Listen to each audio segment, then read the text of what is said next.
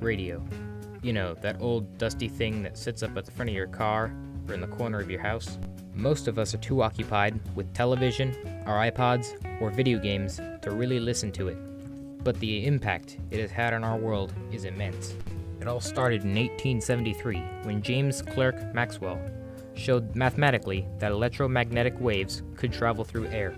Before long, in 1888, Heinrich Hertz demonstrated Maxwell's theory by demonstrating that someone could produce and detect electromagnetic radiation. Then, in 1892, Nikola Tesla used Maxwell's mathematic findings to demonstrate the sending and receiving of radio frequency energy. He proposed that this method could be used for sending and receiving information. But it was Guglielmo Marconi who built the first wireless transmitter in 1896, which was capable of sending signals up to 1.5 miles. He then proceeded to develop the world's first transatlantic radio communication service between Clifton, Ireland, and Newfoundland in 1901. The next evolution in radio technology was the invention of the spark gap transmitter. This device allowed for the production of the first commercially available radio sets. But the spark gap radios were plagued with problems, mainly electrical interference.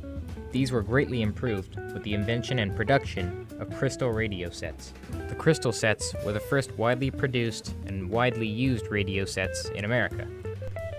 These crystal sets were widely used in most American homes by the 1920s. It was the American family's connection to the rest of the country. This was fantastic, but there was still a problem that needed to be fixed. Up to this time, all radio was being broadcast using AM waves.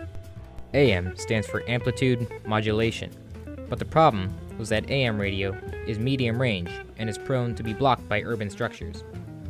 But in 1933, Edwin H. Armstrong invented FM radio.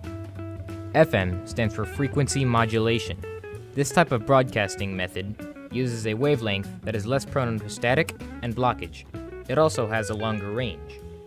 With the invention of FM, radio only needed one more evolution to become what you know today. That last advancement was the transistor radio.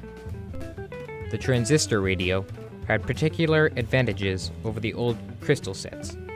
The transistor sets were much cheaper than the crystal ones, used less power, had a smaller size, and had a very long lifespan.